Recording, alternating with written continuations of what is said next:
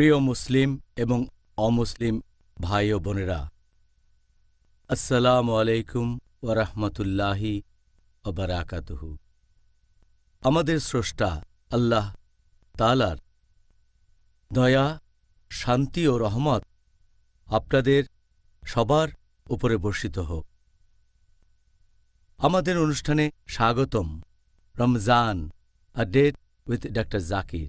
আমি আপনাদের host Yusuf chambers. আর আজকে আমাদের আলোচনার টপিক হচ্ছে রোজা অবস্থায় যেসব কাজের অনুমতি আছে।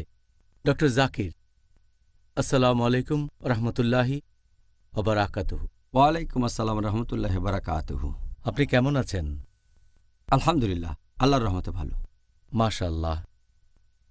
আজকের টপিক, এটা নিয়ে আমাদের মুসলিম সম্প্রদায়ের অনেকের মধ্যেই কিছু ভুল ধারণা আছে।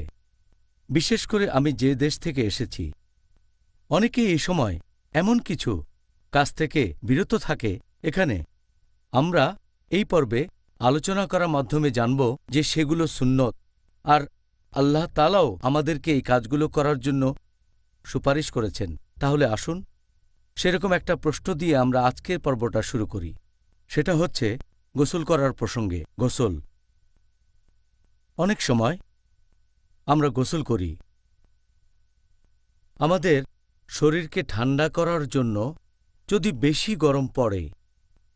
আবার অনেক সময় সহবাসের পর নাপাক অবস্থা দূর করার জন্য। এখন আমাদের গোসল করার অনুমতি আছে রোজা রাখা অবস্থায়? আলহামদুলিল্লাহ, ওয়াসসালাতু ওয়াসসালাম আলা রাসূলিল্লাহ ওয়া আলা আলিহি ওয়া সাহবিহি আজমাইন, আম্মা বাদ। আউযু বিল্লাহি মিনাশ শাইতানির রাজীম। বিসমিল্লাহির রহমানির রহিম। রব্বি ইশরাহ লি সাদরি ওয়া ইয়াসসির লি আমরি ওয়াহলুল উকদাতাম মিন লিসানি ইয়াফকাহু কাওলি। আপনি যদি বলেন গোসল করার কথা, গোসল করা এটা হতে পারে ধর্মীয় ফরজ। গোসল করা যদি আপনার শরীর অপবিত্র থাকে স্ত্রী সহবাসের পর, অথবা হতে পারে শরীর পরিষ্কার করার জন্য, শরীরের ময়লা আর ঘাম পরিষ্কারের জন্য, অথবা অনেকে গোসল করে কারণ তার পিপাসা লেগেছে অথবা গরম লাগছে। এখন কারণ যাই হোক না কেন, যদি সে কোনো পানি না খেয়ে ফেলে সেক্ষেত্রে তার রোজা ভেঙে যাবে না। তাহলে রোজা রেখে গোসলের অনুমতি আছে। আর অনেক হাদিসই আমাদের বলছে যে এটার অনুমতি আছে। এটা উল্লেখ করা হয়েছে সেই বুখারীতে, খণ্ড নম্বর 3, বুক অব ফাস্টিং, হাদিস নাম্বার 1926, যে আয়েশা রাদিয়াল্লাহু আনহা তিনি বলেছেন যে আমাদের নবী ঘুম থেকে উঠলেন, তিনি রাতে সহবাস করেছিলেন, তখন তিনি জানাবা অবস্থায় ছিলেন, তিনি রোজাও ছিলেন। প্রথমে গোসল করলেন, তারপর রোজা থেকে গেলেন। তাহলে এখানে গোসলটা ফরজ, কারণ তিনি স্ত্রী সহবাস করেছেন, সেজন্য গোসল আবশ্যিক অর্থাৎ ফরজ। এছাড়াও এটার উল্লেখ আছে সূরা আবু দাউদ, খণ্ড নম্বর 2, বুক অব ফাস্টিং, হাদিস নাম্বার 2359। হযরত আবু বকর রাদিয়াল্লাহু আনহু তিনি বলেছেন যে তিনি এক লোককে বলতে শুনেছেন যে নবী যখন আল আরজে গিয়েছিলেন তখন রোজা ছিলেন তিনি, এবং নিজের মাথায় পানি ঢাললেন, কারণ তৃষ্ণার্ত ছিলেন অথবা খুব গরম লাগছিল। তাহলে আপনার পিপাসা পেলে অথবা গরম লাগলে মাথায় পানি ঢালতে পারেন, আপনিও গোসল করতে পারেন রোজা থাকা অবস্থায়। এছাড়াও আরেকটা হাদিসে আছে সহিহ বুখারীতে, খণ্ড নম্বর 3, বুক অব ফাস্টিং, অধ্যায় নম্বর 25, ইবনে ওমর রাদিয়াল্লাহু আনহু তিনি পোশাক পানিতে ভিজিয়ে নিয়ে তারপর পড়লেন। এই একই অধ্যায়ে সহিহ বুখারী, খণ্ড নম্বর 3, বুক অব ফাস্টিং, অধ্যায় নম্বর 25 বলা হয়েছে যে আনাস রাদিয়াল্লাহু আনহু তিনি বলেছেন যে রোজা থাকা অবস্থায় তিনি এক গামলা পানিতে বসে থাকতেন। তাহলে এই হাদিসগুলো আমাদের বলছে যে গোসল করা, মাথার উপর পানি ঢালা, হোক সেটা ধর্মীয় কারণে, হোক সেটা ফরজ, অথবা হোক সেটা মুবাহ। হয়তো আপনার খুব গরম লাগছে, অথবা নিজেকে নোংরা লাগছে, অথবা পিপাসা লেগেছে, রোজা থাকা অবস্থায় গোসলের অনুমতি আছে, তবে যেন গোসলের সময় আপনারা পানি খেয়ে না ফেলেন। ইংল্যান্ডে তার কয়েক বছর পর রমজান পড়বে গরমকালে। আর আশা করি পরবর্তীতে আমরা গরমকালে রোজা পালনের ব্যাপারেও বিস্তারিত আলোচনা করব। পরের প্রশ্ন, ধরেন কোনো লোক তার নিজের মুখের লালা সেটা যদি সে গিলে ফেলে রোজা থাকা অবস্থায়, এই কাজের কি অনুমতি আছে? যদি মুখের লালা গিলে ফেলার কথা বলতে হয়, এটা একটা নর্মাল ব্যাপার, ন্যাচারাল কাজ। বর্তমানের সায়েন্স আমাদের বলে যে প্রতিদিন আমাদের জিভে প্রায় কয়েক লিটার লালা উৎপন্ন হয়ে থাকে, আর এটা নর্মাল, ন্যাচারাল যে মানুষ তার লালা গিলে ফেলবে, ভেতরে চলে যাবে, এটাকে অ্যাভয়েড করা যায় না। আল্লাহ পবিত্রকরণে বলেছেন, সূরা বাকারা অধ্যায় নম্বর 2 আয়াত নম্বর 185, বলা হয়েছে যে তোমরা রোজা রাখবে পবিত্র রমজান মাসে, অসুস্থ থাকলে, ভ্রমণ করলে সেটা পরে রাখতে হবে। তারপরে বলা হয়েছে আল্লাহ সুবহানাহু ওয়া তাআলা এটা তোমাদের জন্য সহজ করে দিতে চান, তোমাদের কঠিন অবস্থায় ফেলতে চান না। পবিত্র কোরআনে সূরা হজ অধ্যায় নম্বর 22 আয়াত নম্বর 78, আল্লাহ সুবহানাহু ওয়া তাআলা দ্বীনের ব্যাপারে তোমাদের উপর কঠোরতা আরোপ করেননি। এখন লালা গিলে ফেলা তো যেহেতু একটা নর্মাল কাজ, আর আমি জানি রোজার সময় অনেকেই থুথু ফেলে। আমার অনেক বন্ধুও মনে করে যে লালা গিলে ফেলা হারাম, এজন্য থুথু ফেলে। চিন্তা করেন, সারাদিন যদি এই কাজটাই করেন, নামাজও ঠিকমতো আদায় করতে পারবেন না, কারণ নামাজ পড়তে তো কয়েক মিনিট সময় লাগে, আর এই সময় মুখে লালা জমা হয়ে যাবে। এখন কি থুথু ফেলায় মনোযোগ দেবেন নাকি আল্লাহ সুবহানাহু ওয়া তাআলার কাজে? যদি তখন কোরআন পড়েন তখন তো বাইরে থুথু ফেলতে হবে সব সময়। কিছু লোককে আমি জানি যারা সব সময় একটা পাত্র সাথে রাখে, সেই পাত্রে থুথু ফেলে, তারা নিয়মটা জানে না। তাহলে কেউ যদি মুখের লালা গিলে ফেলে, নর্মাল লালা যেটা সবসময় মুখে থাকে, এটাকে কোনোভাবেই অ্যাভয়েড করা যায় না।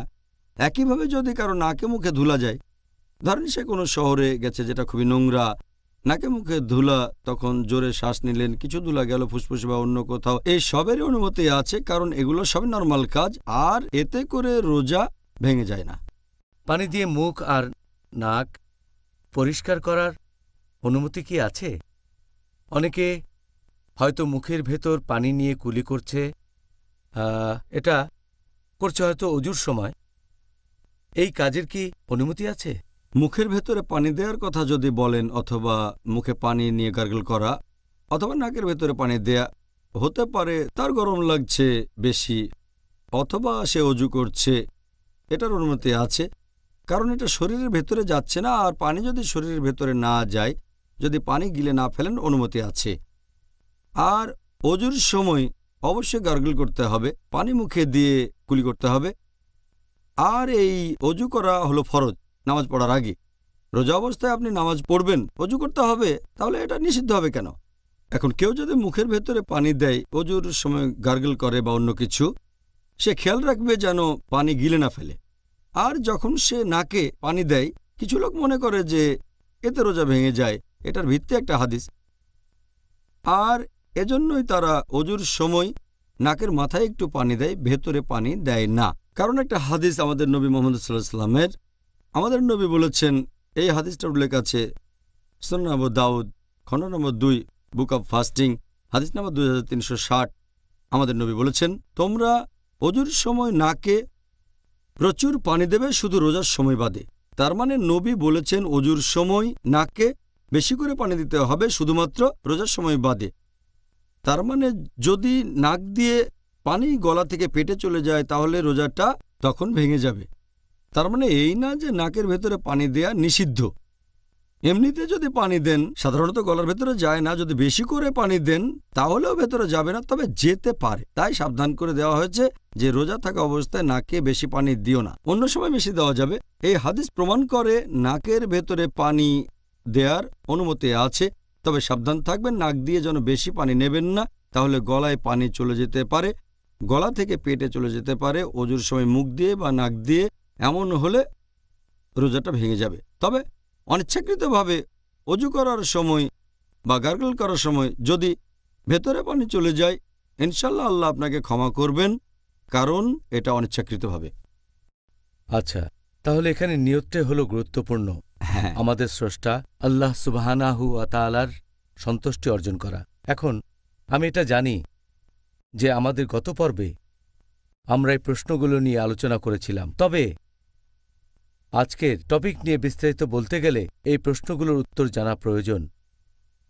প্রথম প্রশ্ন, যদি কোনো লোক রোজা অবস্থায় অনিচ্ছাকৃতভাবে কিছু খেয়ে ফেলে অথবা পান করে, তাহলে কি রোজা ভেঙে যাবে? অনিচ্ছাকৃতভাবে কেউ যদি কিছু খেয়ে ফেলে বা পান করে, হয়তো সে ভুলে গিয়েছিল, এতে রোজা ভাঙবে না। আর এরকম ঘটনা সাধারণত রমজানের প্রথম দিকে বেশি হয়ে থাকে। মানুষ দৈনন্দিন কাজে অভ্যস্ত থাকে, হঠাৎ করে রমজান আসলো, অনিচ্ছাকৃতভাবে সে রান্নাঘরে গিয়ে পানির বোতলটা নিয়ে পানি খেয়ে ফেলতে পারে। কেউ হয়তো সকালে জগিং করার পরে এসে পানি খায়, এমন হতে পারে। এখন নবী সাল্লাল্লাহু আলাইহি ওয়াসাল্লামের একটা হাদিস অনুযায়ী, এটার উল্লেখ আছে সহিহ বুখারীতে, খণ্ড নাম্বার 3, বুক অব ফাস্টিং, হাদিস নাম্বার 1933। আমাদের নবী মুহাম্মদ সাল্লাল্লাহু আলাইহি ওয়াসাল্লাম বলেছেন, কেউ যদি অনিচ্ছাকৃতভাবে পানাহার করে ফেলে তাহলে তাকে সেদিনে রোজা রাখতে হবে, তার রোজা ভাঙবে না। আর সে যা খেয়েছে বা পান করেছে সেটা আল্লাহ তাআলার তরফ থেকে। তাহলে অনিচ্ছাকৃতভাবে পান করলে রোজা ভেঙে যাবে না, ইচ্ছাকৃতভাবে পান করলে রোজা ভেঙে যাবে। পানি খাওয়ার সময় যদি বুঝতে পারেন, খাবার খাওয়ার সময় মনে পড়লে তখনই বন্ধ করতে হবে। যদি তারপরও খেতে থাকেন তাহলে ধরে নেওয়া হবে যে এটা ইচ্ছাকৃতভাবে আপনি করছেন। যখনই মনে পড়বে বন্ধ করতে হবে। ধরেন আপনার মুখে খাবার মনে পড়লো রোজা, তাহলে ফেলে দিতে হবে। তবে অনিচ্ছাকৃতভাবে কিছু খেলে আল্লাহ ক্ষমা করবেন। এরকম অবস্থা হলে কি হবে? যে মনে করেন একজন কিছু খেয়ে ফেলল, আর হয়তো 15-20 মিনিট পরে হঠাৎ সে বুঝতে পারল। সত্যি বলতে এরকম বেশ কয়েকবার আমার নিজের বেলাতেও হয়েছে। হঠাৎ বুঝতে পারলাম, সুবহানাল্লাহ, আমি তো খাবার খেয়েছি, আমি কি বোকা? এই অবস্থায় কি করব? এই হাদিস বলছে যে যা পানাহার করেছে সেটা আল্লাহর তরফ থেকে এসেছে, আল্লাহকে ধন্যবাদ দেবেন। তবে এই কাজটা অনিচ্ছাকৃতভাবে হতে হবে। হয়তো সে ভুলে গিয়েছিল। যদি ইচ্ছে করে করেন, আল্লাহ তো আপনার নিয়ত জানেন। আপনি সবাইকে বোকা বানাতে পারবেন, আল্লাহকে ছাড়া। আপনাকে অনেক ধন্যবাদ। ডক্টর জাকির, মনে করেন একজন লোকের খুব বমি বমি ভাব আসছে, তারপর সে বমি করল রোজা রাখা অবস্থায়। এতে কি তার রোজা ভেঙে যাবে, নাকি এখানে সে বমি হয়ে যাওয়ার পরে এই রোজাটাই পালন করতে পারবে? বমি করার ব্যাপারটা ইচ্ছাকৃত হতে পারে, আবার অনিচ্ছাকৃতও হতে পারে। আমাদের নবী মুহাম্মদ সাল্লাল্লাহু আলাইহি ওয়াসাল্লাম বলেছেন, এটা একটা সহিহ হাদিস, তিরমিজিতে এটার উল্লেখ আছে, বুক অব ফাস্টিং, হাদিস নাম্বার 720। আমাদের প্রিয় নবী বলেছেন যে যদি কেউ অনিচ্ছাকৃতভাবে বমি করে সে তার রোজাটা পালন করবে, তার রোজা ভাঙবে না। কিন্তু কেউ যদি ইচ্ছাকৃতভাবে বমি করে, যদি কোনো লোক ইচ্ছে করে বমি করে, তাহলে তার রোজা ভেঙে যাবে। এই রোজা তাকে পরে অন্য সময় রাখতে হবে। এই হাদিস আবারও বলছে সুনান আবু দাউদ, খণ্ড নম্বর 2, বুক অব ফাস্টিং, হাদিস নম্বর 2374। আমাদের নবী মুহাম্মদ সাল্লাল্লাহু আলাইহি ওয়াসাল্লাম বলেছেন, যদি কেউ বমি করে হঠাৎ করে, মানে অনিচ্ছাকৃতভাবে, তাকে পরে এই রোজা রাখতে হবে না।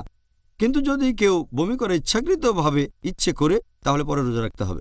যদি সে ইচ্ছে করে কাজটা করে, যেমন ধরেন গলার ভেতরে আঙুল ঢুকিয়ে, অথবা পেটে চাপ দিয়ে, অথবা ইচ্ছে করে কোনো দুর্গন্ধের ঘ্রাণ নিল, অথবা এমন কিছু দেখলো যাতে বমি আসে, আর এগুলো করতেই থাকে, তাহলে ধরে নেওয়া হবে সে ইচ্ছাকৃতভাবে এটা করছে এবং রোজাটা ভেঙে যাবে, আর এটা পরে রাখতে হবে। কিন্তু অনিচ্ছাকৃতভাবে বমি হলে কোনো সমস্যা নেই। তবে যখন বমি হবে খেয়াল রাখবেন যেন সেটা আবার গিলে না ফেলেন। যদি বমি মুখে চলে আসার পরে সেটাকে আবার গিলে ফেলেন তাহলে রোজা ভেঙে যাবে। তাই যদি বমি হয় আপনাকে সেটা বাইরে বের করে ফেলে দিতে হবে, আর যদি অনিচ্ছাকৃত হয় তাহলে রোজা ভাঙবে না। আপনাকে অনেক ধন্যবাদ, একেবারে বিস্তারিত জানিয়েছেন। ডক্টর জাকির, এবারের প্রশ্নটা তার পরের যে প্রশ্নগুলো করব সেগুলো শুনলে অনেক লোকজন অবাক হয়ে যেতে পারে। প্রথমেই প্রশ্ন করছি স্বামী এবং স্ত্রীর প্রসঙ্গ নিয়ে। ধরেন তারা বসে আছে সোফায় অথবা অন্য কোনো জায়গায় একসাথে, তখন স্বামী তার স্ত্রীর গালে একটা চুমু দিল, ধরেন স্ত্রীর গালে অথবা ঠোঁটে। এরকম কাজ করলে কি রোজা ভেঙে যাবে, নাকি এটার অনুমতি আছে? রোজা অবস্থায় স্বামী যদি স্ত্রীকে চুমু দেয় অথবা জড়িয়ে ধরে, যদি চুমু দেয় স্ত্রীর গালে অথবা ঠোঁটে অথবা হাতে, অথবা যদি স্ত্রীকে সে জড়িয়ে ধরে, এই কাজগুলোর অনুমতি আছে ততক্ষণ পর্যন্ত যতক্ষণ এটা তাকে এমন কোনো কাজে উৎসাহিত করবে না যেটা হারাম রোজা থাকা অবস্থায়। আর এটা নবী সাল্লাল্লাহু আলাইহি সাল্লামের হাদিসেও স্পষ্টভাবে বলা হয়েছে। এটার উল্লেখ আছে সহিহ বুখারীতে, খণ্ড নম্বর 3, বুক অব ফাস্টিং, হাদিস নাম্বার 1927, যে আয়েশা রাদিয়াল্লাহু আনহা তিনি বলেছেন যে নবী রোজা অবস্থায় তার স্ত্রীদের চুমু দিতেন এবং জড়িয়ে ধরতেন। তবে তিনি ছিলেন আমাদের মধ্যে সবচেয়ে সংযমী মানুষ, তিনি নিজেকে কন্ট্রোল করতে পারতেন। একইভাবে এটা উল্লেখ আছে সুনান আবু দাউদ খণ্ড নম্বর 2 হাদিস নাম্বার 2379 যে ওমর রাদিয়াল্লাহু আনহু একবার রোজা অবস্থায় তিনি স্ত্রীকে চুমু দিয়েছেন। তারপরেই তার অনুশোচনা হলো, নবীর কাছে গিয়ে তিনি বললেন যে, হে নবী, আমি আল্লাহ এবং আপনার বিরুদ্ধে গুনাহ করেছি। তখন নবী বললেন, তুমি কি করেছ? তিনি বললেন, রোজা অবস্থায় স্ত্রীকে চুমু দিয়েছি আমি। নবী বললেন, অজুর সময় যখন তুমি গার্গল করো, মুখে পানি দিয়ে কুলি করো, তাতে কি রোজা ভেঙে যায়? তখন ওমর রাদিয়াল্লাহু আনহু বললেন, না। তাহলে চিন্তা করো না। তার মানে আপনি স্ত্রীকে চুমু দিতে বা জড়িয়ে ধরতে পারেন।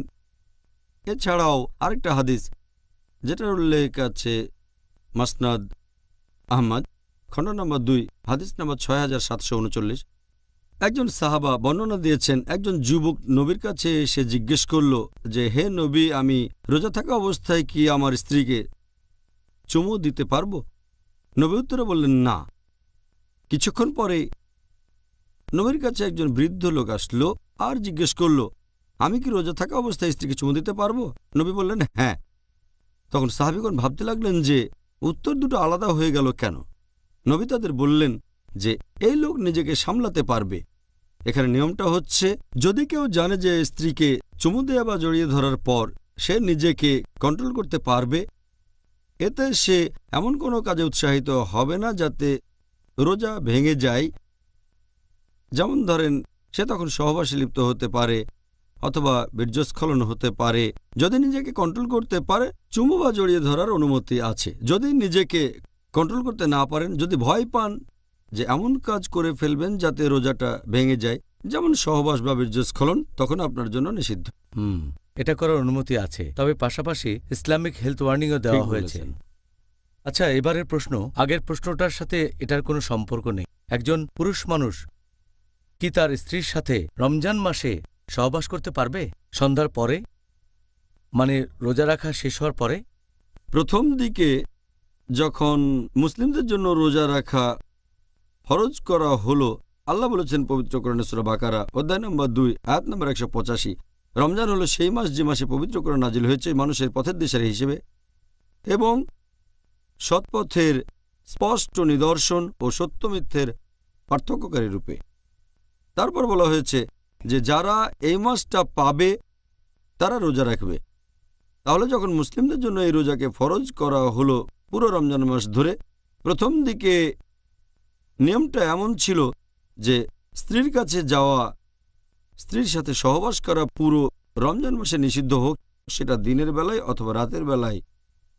আর আল কুরতুবীর তাফসিরে এটা উল্লেখ আছে খণ্ড নম্বর 2 পৃষ্ঠা নম্বর 210 যে উমর রাদিয়াল্লাহু আনহু একবার নবীর সাথে রাতে অনেক সময় ছিলেন, তারপর নবীকে ছেড়ে নিজের বাসায় চলে আসলেন। যখন বাসায় আসলেন তখন তার স্ত্রীর সাথে সহবাসের ইচ্ছে হলো। তিনি সহবাস করলেন। সকালে ঘুম থেকে উঠে খুব লজ্জা পেলেন এবং নবীর কাছে গিয়ে বললেন, আমি আল্লাহ এবং আপনার সাথে অন্যায় করেছি। নবী তখন বললেন, কেন? কারণ আমি স্ত্রীর সাথে সহবাস করেছি। আমার ইচ্ছা হয়েছিল, তখন স্ত্রীর কাছে গিয়েছিলাম, তার সাথে বিছানায় গিয়েছি, তার সাথে সহবাস করেছি। নবী বললেন, তুমি কি সত্যি এটা করেছ? ওমর রাদিয়াল্লাহু আনহু বললেন, হ্যাঁ। তিনি নবীকে বললেন, কোনোভাবে কি আমাকে ক্ষমা করা যায়? তখন নবী সাল্লাল্লাহু আলাইহি সাল্লাম বললেন, আল্লাহ ছাড়া কেউ তোমাকে ক্ষমা করতে পারে না, একমাত্র তিনি পথ দেখাতে পারেন। এর পরপরই সূরা বাকারার একটা আয়াত অধ্যায় নম্বর 2 আয়াত 187 নাজিল করা হলো। বলা হলো, সিয়ামের রাতে তোমাদের জন্য স্ত্রী সহবাস করা বৈধ করা হয়েছে। হুন্না লিবাসুল লাকুম ওয়া আনতুম লিবাসুল লাহুন্না, কারণ তারা তোমাদের পরিচ্ছদ, তোমরা তাদের পরিচ্ছদ। আয়াতটাতে আরও বলা হয়েছে যে আল্লাহ জানেন তোমরা এই সময়ে নিজেদের সাথে অবিচার করছিলে, আল্লাহ তোমাদের ক্ষমা করেছেন, এখন থেকে তোমরা স্ত্রীদের সাথে সহবাস করতে পারবে এবং আল্লাহ তোমাদের জন্য যা বিধিবদ্ধ করেছেন তা কামনা করো। তোমরা পানাহার করো ততক্ষণ যতক্ষণ রাতের কালো রেখা থেকে সকালের সাদা রেখা স্পষ্ট না হয়। তারপর সিয়াম পূর্ণ করো সূর্যাস্ত পর্যন্ত, রাত না হওয়া পর্যন্ত। তাহলে আয়াতটা যখন নাজিল হলো সূরা বাকারা অধ্যায় ২ আয়াত ১৮৭, সেই সময় থেকে রমজান মাসে রাতের বেলায় মুসলিমদের জন্য স্ত্রী সহবাস করা বৈধ হয়ে গেল। তাহলে এখনকার নিয়মটা হচ্ছে আপনি স্ত্রীর সাথে সহবাস বা যৌন সম্ভোগ করতে পারবেন না দিনের বেলায়, যে সময় আকাশে ভোরের আলো ফোটে, তার মানে ফজরের ওয়াক্ত থেকে সূর্যাস্ত পর্যন্ত। তবে সূর্য ডোবার পরের সময় থেকে ভোর হওয়ার ঠিক আগে পর্যন্ত ফজরের নামাজের আগে স্ত্রী সহবাস করতে পারবেন, এটা বৈধ, এতে কোনো সমস্যা নেই। খুব সুন্দর। এই ব্যাপারটা আপনি আগেও বলেছিলেন যখন আমরা রমজানের ইতিহাস নিয়ে আলোচনা করেছিলাম। হ্যাঁ, আর যাই হোক, আবার বলা আমাদের জন্য ভালো হলো। ইসলাম ধর্মের বিভিন্ন দিকগুলো এরকম একে অন্যের সাথে সম্পর্কিত। আপনার জন্যে এবারের প্রশ্ন, যে ধরেন একজন লোকের স্বপ্নদোষ হয়েছে দিনের বেলায় আর রোজা থাকা অবস্থায়, এতে করে কি তার রোজা ভেঙে যাবে, নাকি এটার অনুমতি আছে? রোজা অবস্থায় দিনের বেলায় কারো স্বপ্নদোষ হলে নিয়মটা কি? যদি রোজা থাকা অবস্থায় কারো দিনের বেলায় স্বপ্নদোষ হয়, হয়তো ফজরের নামাজ পড়ে ঘুমিয়েছে, তারপরে স্বপ্নদোষ হলো, এটা হচ্ছে অনিচ্ছাকৃত। যদি কারো স্বপ্নদোষ হয় এবং বীর্যস্খলন হয়, যেটা অনিচ্ছাকৃত, এজন্য তাকে কোনো দোষ দেয়া যাবে না। তাহলে এই ক্ষেত্রে যেহেতু এটা অনিচ্ছাকৃত, অবশ্যই তার রোজা ভাঙবে না আর সে রোজা সম্পূর্ণ করবে। এ সময় তাকে যে পরামর্শটা দেয়া যায় সেটা হলো তাকে যত তাড়াতাড়ি সম্ভব গোসল করে নিতে হবে, যাতে করে সে পরে নামাজ পড়তে পারে। বাহ, খুব সুন্দর। আপনি একেবারে সহজ করে বললেন, আপনাকে ধন্যবাদ। পরের প্রশ্ন, এটা আগের প্রশ্নটার সাথে সম্পর্কিত। রোজা থাকার সময় সহবাসজনিত নাপাক অবস্থায় থাকার অনুমতি কি আছে? একজন মানুষ সহবাসজনিত নাপাক অবস্থায় থাকতে পারে কি না, এটা ডিপেন্ড করে যদি এ সময়ে রোজা ভাঙার মতো কোনো কাজ সে না করে। যেমন ধরেন, এটা আছে আমাদের নবী সাল্লাল্লাহু আলাইহি ওয়াসাল্লামের একটা হাদিসে বলা হয়েছে, সহিহ মুসলিমে খণ্ড নম্বর ২ হাদিস নম্বর 2453। এখানে বলা হয়েছে যে উম্মে সালমা রাদিয়াল্লাহু আনহা, আমাদের নবীর স্ত্রী, তিনি বলেছেন যে আমাদের নবী যখন ঘুম থেকে উঠলেন তখন সহবাসজনিত নাপাক অবস্থায় ছিলেন, সহবাসজনিত নাপাক কিন্তু রোজা ছিলেন। তারপর তিনি গোসল করলেন এবং রোজাও রাখলেন। এছাড়া এই একই রকম কথা আছে সহিহ বুখারীতে খণ্ড নম্বর ৩ বুক অব ফাস্টিং হাদিস নাম্বার 1925। এই হাদিসও বর্ণনা দিয়েছেন নবীর স্ত্রী উম্মে সালমা রাদিয়াল্লাহু আনহা এবং হযরত আয়েশা রাদিয়াল্লাহু আনহা। তারা দুজনে নবীর স্ত্রী। তারা বলেছেন যে নবী যখন সকালে ঘুম থেকে উঠতেন, যখন তিনি সহবাসের কারণে নাপাক থাকতেন, কারণ আগের রাতে তিনি স্ত্রীর সাথে সহবাস করেছেন, এটা স্বপ্নদোষের কারণে হয়নি, কিন্তু তিনি সকালে গোসল করে রোজা রাখতেন। এই রোজা তিনি কখনোই পরে রাখতেন না। এটাই প্রমাণ করে যে জানাবা অবস্থায় থাকা সহবাসজনিত অপবিত্রতা, সহবাসজনিত নাপাক, এতে রোজা ভেঙে যায় না। যদি এই সময়কার স্বপ্নদোষ হয় তাহলেও তার রোজা ভাঙবে না। শুধু একটা ব্যাপার খেয়াল রাখতে হবে, এই অবস্থায় যত তাড়াতাড়ি সম্ভব গোসল করে নিতে হবে। যদি সকালে ঘুম ভাঙে ভোর হওয়ার পরে, আর যদি সহবাসজনিত অপবিত্রতা থাকে, তখন তাড়াতাড়ি গোসল করে নিতে হবে, যাতে করে ফজরের নামাজটা আদায় করা যায়। অথবা ফজরের নামাজের পরে ঘুমালো, তারপর স্বপ্নদোষ হলো, তখন সে অপবিত্র হয়ে গেল। এই অবস্থায় তাকে দুপুরের আগে গোসল করে নিতে হবে, যাতে করে জোহরের নামাজটা পড়া যায় ফরজ গোসল করার পরে। আচ্ছা, আশা করি দর্শকদের কাছেও এই বিষয়টা পরিষ্কার হয়েছে। আর একইভাবে যদি রজস্রাব হয় কোনো মহিলার, কারো রজস্রাব হলে এবং রজস্রাব যদি ফজরের ঠিক আগে বন্ধ হয়ে যায়, সে যদি দেরি করে গোসল করে, হয়তো তখন ভোর হয়ে গেছে, আর যদি গোসল করে ফজরের নামাজের ঠিক আগে, এতেও কোনো সমস্যা নেই। খুব সুন্দর, আপনাকে অনেক ধন্যবাদ। পরের প্রশ্ন, ধরেন একজন মহিলা রোজা থাকা অবস্থায় রান্নাবান্না করছে, সে কি খাবারের স্বাদ নিতে পারবে? এখন আপনি যদি রান্না করার কথা বলেন, হোক সেটা পুরুষ রাঁধুনি বা মহিলা রাঁধুনি, সহিহ বুখারীর একটা হাদিস আছে খণ্ড নম্বর ৩ বুক অব ফাস্টিং অধ্যায় নম্বর ২৫। এখানে ইবনে আব্বাস বর্ণনা দিয়েছেন যে রান্নার সময় তরকারি বা খাবারের স্বাদ নিলে রোজা ভেঙে যায় না। এটা একটা মুআল্লিক হাদিস, তবে এর সাথে সম্পর্ক আছে আরও হাদিসের, যেমন সহিহ ইবনে শাইবা এবং বাইহাক্কি। এভাবে এই হাদিসকেও বলা হয়েছে সহিহ। এখানে বলা হয়েছে যে ইবনে আব্বাস রাদিয়াল্লাহু আনহু তিনি বলেছেন রোজা অবস্থায় সিরকা এবং খাবারের স্বাদ নেওয়া যাবে। এই হাদিসগুলো প্রমাণ করে যে রোজা থাকা অবস্থায় খাবারের টেস্ট নিতে পারেন, তবে সাবধান থাকতে হবে। খাবার গিলে ফেলবেন না, ওটা আপনার পেটে চলে যাবে না। আর এই কারণেই বিশেষজ্ঞগণ বলেন যে কাজটা প্রয়োজন হলে করবেন, তা না হলে বাদ। যেমন ধরেন ইমাম আহমদ ইবনে হাম্বল, তিনি বলেছেন খাবারের স্বাদ নেওয়াটা মাকরু যদি না এটা আবশ্যক হয়। এরপর শেখ ইবনে তাইমিয়া, তিনি বলেছেন যে এটা মাকরু যদি না প্রয়োজন থাকে। আর যখন এভাবে খাবারের স্বাদ নেওয়া প্রয়োজন হবে তখন নিজের জিহ্বার সামনে রাখবেন যাতে বুঝতে পারেন যে সেই খাবারটা মিষ্টি নাকি ওটা নোনতা স্বাদ। তারপর খাবার ফেলে দেবেন, গিলে ফেলবেন না। এটা করলে রোজা ভাঙবে না।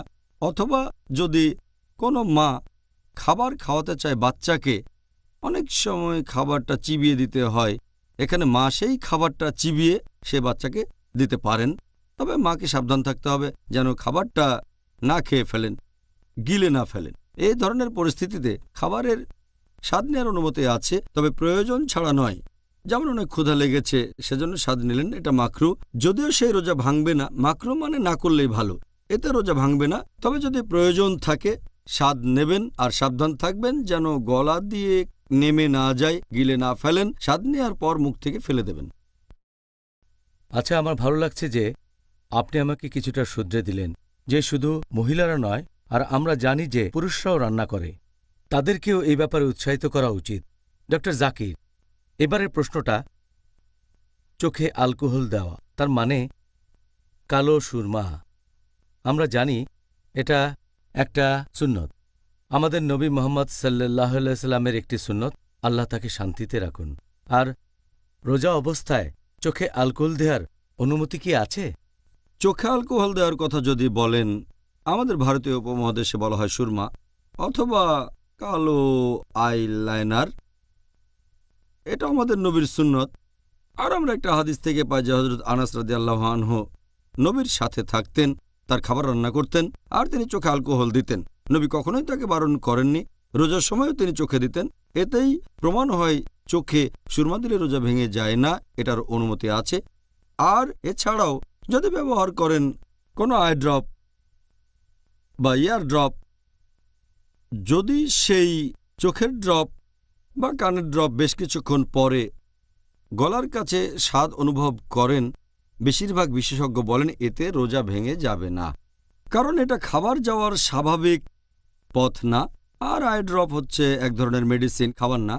আবার অনেক সময় নাক, কান আর গলা একসাথে দেখা হয়, এটাকে তখন বলা হয় ইএনটি, ইয়ার নোজ থ্রোট। তাহলে যদি চোখের ড্রপ দেন বা কানের ড্রপ দেন অথবা নাকের ড্রপ দেন, সেখানে সম্ভাবনা থাকে কিছুক্ষণ পরে গলায় চলে যাবে, তাহলে ওষুধের স্বাদটাও পাবেন।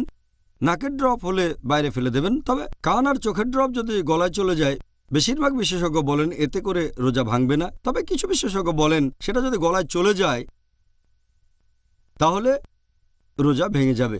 তবে সঠিক নিয়ম হচ্ছে যেহেতু এটা খাবার বা পানীয় যাওয়ার স্বাভাবিক পথ না, সেজন্য বেশিরভাগ বিশেষজ্ঞই বলেন এতে আপনার রোজা ভাঙবে না। আর যদি এটা নিয়ে কারো সন্দেহ থাকে তাহলে বিরত থাকতে পারে নাকের ড্রপ দেওয়া থেকে সূর্যাস্ত পর্যন্ত, তাহলে তো পুরোপুরি সেফ। তবে সঠিক নিয়ম হচ্ছে নাক অথবা কানের ড্রপ ব্যবহার করলে আপনার রোজা ভেঙে যাবে না।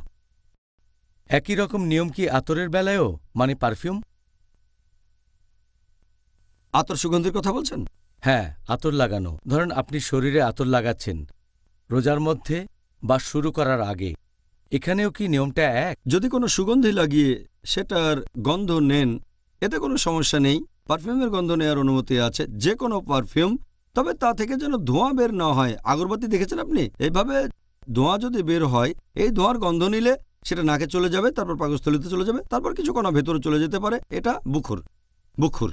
হ্যাঁ, এই ব্যাপারে আমাদের একটু সাবধান থাকতে হবে। এছাড়া আতর, পারফিউমের গন্ধ নিলে সমস্যা নেই, এতে আমাদের রোজা ভাঙবে না। আমাদের এবারের প্রশ্নটা হলো ইঞ্জেকশনের উপর। রোজা অবস্থায় কি ইঞ্জেকশন নেওয়া যাবে? ইঞ্জেকশনের কথা যদি বলতে হয়, বিভিন্ন ধরনের ইঞ্জেকশন আছে। একটা ইঞ্জেকশন দেওয়া হয় শিরা বা ধমনীতে, আরেকটা দেওয়া হয় রোগীর মাসলে, আরও অনেক জায়গায় দেওয়া হয়। তবে ইঞ্জেকশনগুলোকে মোটামুটি দুই ভাগে ভাগ করা যায়। প্রথম ধরনের ইঞ্জেকশন আমাদের শরীরে পুষ্টির যোগান দিয়ে থাকে, যেটা অনেকটা খাবার দেওয়ার মতোই। যেমন ধরেন আমাদের শরীরে ইঞ্জেকশনের মাধ্যমে গ্লুকোজ দেওয়া হয়। কারো হয়তো অতিরিক্ত ডিহাইড্রেশন চলছে, সে হয়তো মুখ দিয়ে খেতে পারছে না, এমন পরিস্থিতিতে ইঞ্জেকশনের মাধ্যমে গ্লুকোজ দেওয়া হয়ে থাকে পুষ্টি গ্রহণের জন্য। এটা যেহেতু অনেকটা খাবার দেওয়ার মতো, এতে রোজা ভেঙে যাবে। কিন্তু এটা যদি পুষ্টি গ্রহণ না হয়, শুধু মেডিকেল চিকিৎসা হয়, যেমন ইনসুলিন, তাতে পুষ্টি গ্রহণের কথাই আসছে না, অথবা হতে পারে পেনিসিলিন, এই ধরনের মেডিকেল চিকিৎসা শরীরে কোনো পুষ্টির যোগান দেয় না। যেহেতু এগুলো খাবার না, এই ওষুধগুলো দিনের বেলায় দেয়া যেতে পারে, এতে রোজা ভাঙবে না। যদিও অনেক বিশেষজ্ঞ বলেন যে এটা মাকরু না করলে ভালো, সূর্য ডোবার পরে ওষুধ নেওয়াটাই আসলে সবচেয়ে উত্তম। তবে সঠিক নিয়ম হচ্ছে এতে রোজা ভেঙে যায় না, কারণ এখানে কোনো পুষ্টি গ্রহণ হচ্ছে না। আচ্ছা, মেডিকেল চিকিৎসা নেয়ার ব্যাপারে ধরেন কেউ রোজা আছে, সে সময় নাকের ড্রপ, বিভিন্ন রকমের ট্যাবলেট যেটা রাখা হয় জিভের নিচে, অথবা হয় মেডিকেল তদন্ত যেখানে শরীরের ভেতরে বিভিন্ন ধরনের জিনিস প্রবেশ করানো হয়, রোজা থাকা অবস্থায় কি এগুলোর অনুমতি আছে? বর্তমানে অনেক পদ্ধতিতে চিকিৎসা করা হয়। শুধুমাত্র বিভিন্ন পদ্ধতির কথা বলে একটা লেকচার দেয়া যায়, যেহেতু সময় কম তাই বলতে পারছি না। শুধু কয়েকটা পদ্ধতি নিয়ে আলোচনা করছি। যদি আপনি এমন কিছু ট্যাবলেটের কথা বলেন যেগুলো দেওয়া হয়ে থাকে এনজাইনার জন্য, হার্টের সমস্যা থাকলে এটা খাবেন। এই ট্যাবলেট রাখা হয় রোগীর জিহ্বার নিচে, এটা গিলে খেয়ে ফেলতে হয় না, এখানে কোনো পুষ্টি দেয়া হচ্ছে না, এটা হার্টের রোগীদের চিকিৎসায় দেওয়া হয়, সেজন্য এই ট্যাবলেট নিলে আপনার রোজা ভাঙবে না। ট্যাবলেটটা গিলে ফেলবেন না, এটা জিভের তলায় রেখে দেবেন, সেখান থেকেই শেষ হয়ে যাবে। যদি নাকের ড্রপ ব্যবহার করেন, সেই ওষুধ যদি গলা দিয়ে পেটের ভেতরে না যায় তাহলে অনুমতি আছে। যদি কানের ভেতরে ড্রপ দেন তাহলে অনুমতি আছে, আগে বলেছি। এছাড়াও যদি কানে ইঞ্জেকশন দেন সেটার অনুমতি আছে। এরপর যদি কোনো পরীক্ষার কথা বলেন, গোপনাঙ্গে কিছু প্রবেশ করানো হয়, হতে পারে সেটা আঙ্গুল অথবা কোনো যন্ত্রপাতি, এটার অনুমতি আছে। অথবা যদি ট্রিটমেন্টের জন্য গোপনাঙ্গে কোনো কিছু প্রবেশ করান, কোনো ধরনের ধরেন ডুশ অথবা কোনো যন্ত্রপাতি, এর অনুমতি আছে। যদি ইউটেরাসের ভেতরে যন্ত্রপাতি প্রবেশ করান অথবা কোনো ডিভাইস যার নাম আইইউডি, ইন্ট্রাইউটেরাইন ডিভাইস, অথবা প্রবেশ করালেন কোনো ক্যাথেটার পরীক্ষা করার জন্য অথবা স্কোপ, এগুলোর অনুমতি আছে। এছাড়া যদি ইউরিনারি ট্র্যাকে প্রবেশ করান কোনো ক্যাথেটার অথবা কোনো ইঞ্জেকশন দিলেন কোনো পরীক্ষা করার জন্য, তাতে রোজা ভাঙবে না। একইভাবে আগেও বলেছি, যদি কোনো ইঞ্জেকশন নেন, হোক সেটা শিরা বা ধমনীতে অথবা মাসলে, যদি শরীরে কোনো রকম পুষ্টির যোগান না দেয়, শরীরে যদি পুষ্টি না যায়, যদি খাবারের কাজ না করে, অনুমতি আছে। যদি খাবারের কাজ করে তাহলে রোজা ভেঙে যাবে। এরপরে যদি শরীর থেকে সামান্য রক্ত নেন টেস্টের জন্য, এতে আপনার রোজা ভাঙবে না। আর যদি কোনো রকম ক্রিম মাখেন, হয়তো সেটা কোনো লোশন অথবা অয়েন্টমেন্ট স্কিনে লাগালেন, সেটা স্কিনের সাথে মিশে গেল, এরকম হলেও আপনার রোজা ভাঙবে না, এটা করার অনুমতি আছে। এছাড়া যদি অন্য ট্রিটমেন্ট নেন, যেমন ধরেন উদাহরণ, আপনি ল্যাপ্রোস্কোপি করালেন, যেখানে একটা যন্ত্র প্রবেশ করানো হয় তলপেটে, একটা স্কোপ বসানো হয়, হোক পরীক্ষার জন্য বা ট্রিটমেন্টের জন্য বা সার্জারির জন্য, অনুমতি আছে। যদি করেন গ্যাস্ট্রোস্কোপি, পাকস্থলীতে প্রবেশ করানো হয় স্কোপ, যদি তার মধ্যে কোনো ফ্লুইড দেওয়া না হয় অথবা কোনো খাবার, অনুমতি আছে, পরীক্ষা করা যাবে। যদি কোনো যন্ত্র প্রবেশ করান স্পাইনাল কর্ডে, মেরুদণ্ড পরীক্ষা করার জন্য অথবা হয়তো ব্রেন পরীক্ষা করলেন, এগুলোর অনুমতি আছে। যদি করেন এনিমা, এটারও অনুমতি আছে। এভাবে আরও অনেক বলা যায়, তবে এই ক্ষেত্রে নিয়মটা শরীরের ভেতরে এমন কিছু যাবে না, মুখ দিয়ে অথবা নাক দিয়ে, যেটা পুষ্টি গ্রহণের মতো হয়। এটা বাদে যদি শরীরের অন্য অংশে যায়, কোনো যন্ত্রপাতি, হোক সেটা গোপনাঙ্গে, হোক সেটা ইউটেরাস ইত্যাদি, এটার অনুমতি আছে। এতে করে রোজা ভেঙে যাবে না, কারণ শরীরে কোনো খাবার দেয়া হচ্ছে না, আর এটা শরীরে খাবার যাওয়ার স্বাভাবিক পথ না, এগুলোর অনুমতি আছে। এই কাজগুলোর যে অনুমতি আছে, এটা অনেক মানুষের দুশ্চিন্তা দূর করবে এই রমজান আর পরের রমজানের জন্য, ইনশাআল্লাহ। ইনশাআল্লাহ, ইনশাআল্লাহ। ডক্টর জাকির, কারো মনে কোনো রকম সন্দেহ দেখা দিলে কি করতে হবে? ধরেন রোজা থাকা অবস্থায় তার মনে কিছু বিষয় নিয়ে সন্দেহ বা দ্বিধাদ্বন্দ্ব দেখা দিল, তখন সে কি করবে? সন্দেহ দেখা দিলে তখন এ ব্যাপারে নিয়মটা কি?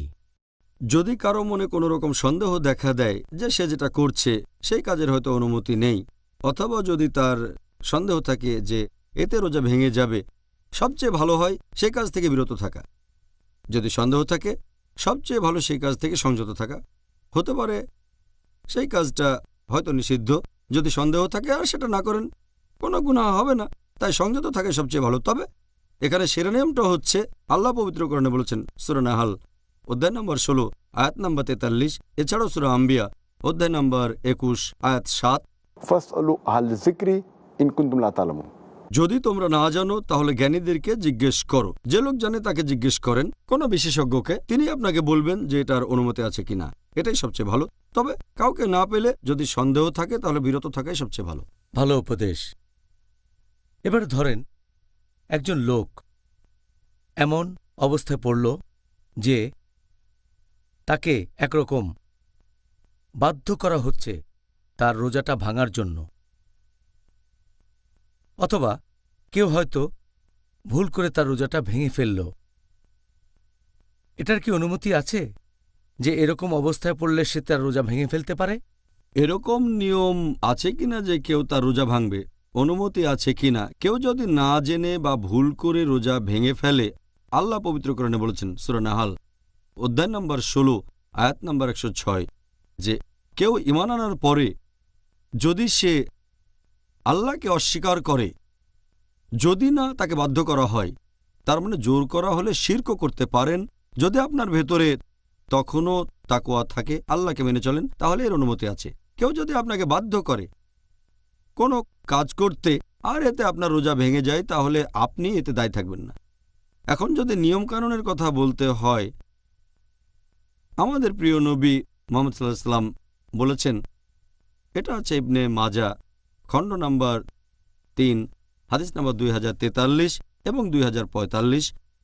নবী বলেছেন যে আল্লাহ সুবহানাহু ওয়া তাআলা আমার উম্মতকে ক্ষমা করে দেবেন যদি তারা ভুল করে অথবা ভুলে যায় বা যেটা তার উপর চাপিয়ে দেওয়া হয়। জোর করা ছাড়াও যদি সে ভুল করে অথবা কোনো কিছু ভুলে যায়, আল্লাহ সেটা ক্ষমা করবেন। পবিত্র কোরআনে এটা বলা হয়েছে সূরা আহজাব অধ্যায় নম্বর 33 আয়াত নম্বর 5 যে যদি তোমরা কোনো ব্যাপারে ভুল করে ফেলো কিন্তু তোমাদের নিয়ত ছিল না, তাহলে আল্লাহ ক্ষমা করবেন। এছাড়াও আল্লাহ বলেছেন সূরা বাকারা অধ্যায় নম্বর 2 আয়াত নম্বর 286, তোমরা আল্লাহর কাছে প্রার্থনা করো, হে প্রতিপালক, যদি আমরা বিস্মৃত হই অথবা ভুল করি আমাদের পাকড়াও করো না। তাহলে যে কাজগুলোর কারণে রোজা ভেঙে যায়, যেমন খাওয়া দাওয়া, পান করা, সহবাস ইত্যাদি, এই কাজগুলো, এক্ষেত্রে 4টা বিষয়ের দিকে লক্ষ্য রাখতে হবে। যদি কাজটা করতে কেউ বাধ্য করে তাহলে সে দায়ী হবে না। যদি কেউ আপনাকে জোর করে সেজন্য আপনি দায়ী হবেন না, আল্লাহ আপনাকে ক্ষমা করবেন। 2 নম্বর, যদি এই কাজ করেন ভুল করে, যেমন ধরেন একজন লোক সাহরি খেলো, তারপর মনে করলো এখনো ভোর হয়নি আর সে খেতেই থাকলো, এটা একটা ভুল। যখন সে বুঝলো খাওয়া বন্ধ করলো, এটা সে ভুল করেছে, আল্লাহ ক্ষমা করে দেবেন। অথবা কেউ হয়তো ভুলে গিয়ে একটা কাজ করে ফেলল, যেমন কেউ হয়তো রোজা অবস্থায় অনিচ্ছাকৃতভাবে পানি খেয়ে ফেলল, যদি ভুল করে থাকে তাহলে আল্লাহ ক্ষমা করবেন, সে রোজা রাখতে পারবে।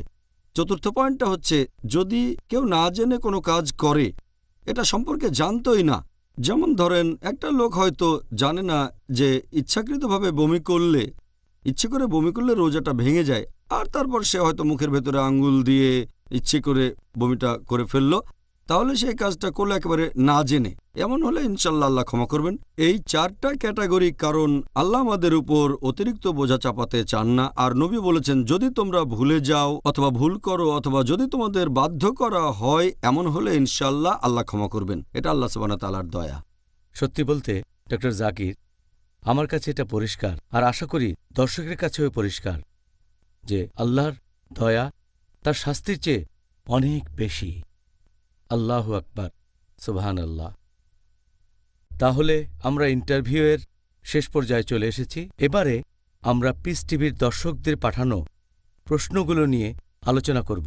ইনশাল। তাহলে আর কথা না বাড়িয়ে একজন দর্শকের প্রশ্ন দিয়ে শুরু করছি। ধরেন একজন লোক অ্যাজমা রোগে ভুগছে, অ্যাজমা, তখন সে কি রোজা রাখা অবস্থায় চিকিৎসা নিতে পারে, যেমন অক্সিজেন, ভ্যাপোরাইজার বা বিভিন্ন রকমের ট্যাবলেট? যদি কোনো লোক অ্যাজমার জন্য চিকিৎসা নিয়ে থাকে, অ্যাজমা বা হাঁপানির রোগীরা বিভিন্ন রকমের চিকিৎসা নিয়ে থাকে, হতে পারে পাফার, হতে পারে অক্সিজেন অথবা ভ্যাপোরাইজার, এছাড়াও হতে পারে ট্যাবলেট বা ক্যাপসুল।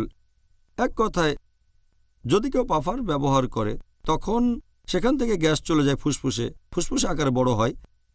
এতে রোজা ভাঙবে না, কারণ এটা তো শুধু গ্যাস ফুসফুসে যাচ্ছে, এটা কোনো খাবার না, আর পাকস্থলী তো যাচ্ছে না, এটা শুধুমাত্র গ্যাস, সেজন্য এতে রোজা ভাঙবে না যদি কেউ পাফার ব্যবহার করে। এরপর যদি অক্সিজেনের কথা বলেন, এটা ফুসফুসের ভেতরে চলে যায় আবার বেরিয়ে আসে, এভাবে ফুসফুসে অক্সিজেন নিলে রোজা ভেঙে যাবে না, রোজা বাতিল হয়ে যাবে না। কিন্তু যদি ভ্যাপোরাইজারের কথা বলেন, এই চিকিৎসা অনেক রকমের হতে পারে, সেটা হতে পারে তরল অথবা কোনো গ্যাস অথবা কোনো কিছুর দানা, আর এই ওষুধ রাখা হয় একটা পাত্রে, তারপর বাটনে চাপ দিলে মেশিনে প্রেসার বাড়ে, তখন সেই প্রেসারে ওষুধ ফুসফুসের ভেতরে চলে যায়, হয়তো যেতে পারে কোনো নল দিয়ে, মাস্কের ভেতর দিয়ে, তবে সেটা যখন ফুসফুসে যায় তখন সম্ভাবনা থাকে যে বেশ কিছু দানা চলে যেতে পারে পাকস্থলীতে। এজন্য বেশিরভাগ বিশেষজ্ঞ বলেন যে অ্যাজমার জন্য ভ্যাপোরাইজার দিয়ে চিকিৎসা নিলে আপনার রোজা ভেঙে যাবে।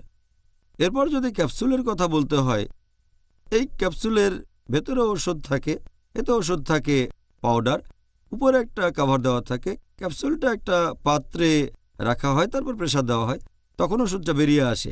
তবে এতেও রোগীর পাকস্থলীতে চলে যেতে পারে সেই দানাগুলো, তখন ক্যাপসুল দিয়ে অ্যাজমার চিকিৎসা করলেও আপনার রোজা ভেঙে যেতে পারে। অ্যাজমার চিকিৎসা করতে গেলে এই দুটো পদ্ধতির ব্যাপারে অনুমতি আছে, পাফার এবং অক্সিজেন, এ দুটোতে রোজা ভাঙবে না। এবার আরেকজন দর্শকের প্রশ্ন, রোজা থাকা অবস্থায় কি টুথপেস্ট ব্যবহার করার অনুমতি আছে? টুথপেস্ট ব্যবহারের ব্যাপারে বেশিরভাগ বিশেষজ্ঞই বলেন যে টুথপেস্ট ব্যবহারের অনুমতি আছে। শেখ বিন বাজও বলেন, আল্লাহ তাকে রহমত করুন, তিনি বলেছেন পেস্ট আর ব্রাশ দিয়ে দাঁত পরিষ্কার করাটা অনেকটা মেসওয়াকের মতো, আর নবী মেসওয়াকের ব্যবহারে কখনো নিষেধ করেননি। কোনো সমস্যা নেই, এতে রোজা ভাঙবে না, তবে খেয়াল রাখবেন টুথপেস্ট যেন গিলে না ফেলেন। টুথপেস্ট গিলে ফেলাটা নিষিদ্ধ, সেজন্য কিছু বিশেষজ্ঞ বলেন এটা মাকরু, যে টুথপেস্টের স্বাদ ভালো হলে অনেকে হয়তো খেয়ে ফেলতে পারে, সেজন্য অনেক বিশেষজ্ঞ বলেন এটা মাকরু। তবে সঠিক নিয়ম হচ্ছে সাবধান থাকতে হবে যে টুথপেস্ট খেয়ে ফেলবেন না, তাহলে টুথব্রাশ ও পেস্ট ব্যবহার করতে পারেন, এতে আপনার রোজা ভাঙবে না। আচ্ছা, খুব সুন্দর। দর্শকদের কাছ থেকে পরের প্রশ্ন, রোজা অবস্থায় কি থুতু ফেলতে হবে? যখন মুখে পানি নিয়ে কুলি বা গার্গল করি, বিশেষ করে ওজুর সময় কি এটা করতে হবে? সাধারণত যারা রোজা রাখে তাদের অনেকেই ভাবে যে যখন আপনি পানি দিয়ে গার্গল করছেন অথবা মুখে পানি নিয়ে কুলি করছেন তখন থুতু ফেলতে হবে, তা না হলে কিছু পানি পেটে চলে যাবে। তবে সঠিক নিয়মটা হচ্ছে, বেশিরভাগ বিশেষজ্ঞ একমত যে আপনি যখন গার্গল করছেন অথবা কুলি করছেন তখন থুতু ফেলার কোনো দরকার নেই, কোনো প্রয়োজন নেই। এছাড়া যে বিশেষজ্ঞরা বলেন যে থুতু ফেলতেই হবে, সেটাও মাত্র একবার। তবে কিছু লোক অনেকবার থুতু ফেলে, আবার অনেকে কাপড় নিয়ে মুখ মুছতে থাকে, যে গার্গল করার পরে তারা ভাবে পানিটা পেটে চলে যেতে পারে, যেটা একেবারে অসম্ভব ব্যাপার। আর আমরা যদি নবী মুহাম্মদ সাল্লাল্লাহু আলাইহি সাল্লামের জীবন কাহিনী ভালো করে দেখি, সাহাবীগণের জীবনী দেখি, অনেক সময় তারা পানি খেয়েছেন ফজরের নামাজের ঠিক আগে, তারপর রোজা রাখবেন, যখন ফজরের আজান শুনলেন তখন বন্ধ করলেন। কিন্তু এরকম কখনো শুনিনি যে একজন সাহাবী পানি মুখে নিয়ে আবার ফেলে দিয়েছেন। যদি গার্গল করার সময় থুতু ফেলেন, মানুষজন রোজা শুরু করার আগেই যে গার্গল করে সাহরির শেষ সময় যখন আজান শোনেন, নিশ্চয়ই কোনো হাদিসে কথা বলতো যে সাহাবীগণও থুতু ফেলতেন, তারা খেয়াল রাখতেন পানি যেন গলায় না যায়, এমন হাদিস দেখিনি। আর অজু করার সময় যদি গার্গল করেন অথবা পানি দিয়ে মুখ পরিষ্কার করেন, পানিটা ফেলে দেন ব্যাস। তারপরও যদি থুতু ফেলতে চান, আমার মনে হয় একবার ফেললে যথেষ্ট। থুতু যদি বারবার ফেলতেই থাকেন তাহলে এক পর্যায়ে মুখ শুকিয়ে যাবে। মুখের এই থুথুর বেশিরভাগ অংশই হচ্ছে লালা। আপনার এত কষ্ট করার কোনো প্রয়োজন নেই। এটা জেনে ভালো লাগলো, কারণ রোজা অবস্থায় বারবার থুতু ফেললে তো জীবনটাই কঠিন হয়ে যেত। আপনাকে অনেক ধন্যবাদ ডক্টর জাকির। আজকে আমরা আমাদের অনুষ্ঠানের শেষ পর্যায়ে চলে এসেছি। আর একটা কথা অবশ্যই বলবো, এটা দেখে আমি অবাক হচ্ছি যে অনেক কাজেরই অনুমতি আছে। কারণ আপনি দেখবেন যে আমাদের মুসলিম ভাই বোনদের মধ্যে একটা ধারণা আছে যে ইসলাম সবসময় বলছে না না না, আসলে ইসলাম বলছে হ্যাঁ হ্যাঁ হ্যাঁ। আলহামদুলিল্লাহ। তবে কিছু না আছে। সামান্য কয়েকটা না। তবে আলহামদুলিল্লাহ আমরা অনেক কিছু জানলাম আর যথেষ্ট উপভোগ করলাম, এটা বলতেই হবে। ভাই ও বোনেরা, আমি নিশ্চিত আপনারাও আমার সাথে একমত হবেন। আর আপনাদের অনুরোধ করছি আরও একবার যে আপনাদের বন্ধুদের বলবেন, তারা মুসলিম হতে পারে, অমুসলিমও হতে পারে। তাদের বলবেন আমাদের এই অনুষ্ঠানটা দেখতে। আবারও দেখা হবে আগামীকাল একই সময়ে। আর সেদিন আলোচনার টপিক রোজার সময় যেসব কাজ সুপারিশ আর অনুৎসাহিত করা হয়েছে। আগামীকাল দেখা হবে। আসসালামু আলাইকুম ওয়া রাহমাতুল্লাহি ওয়া বারাকাতুহু।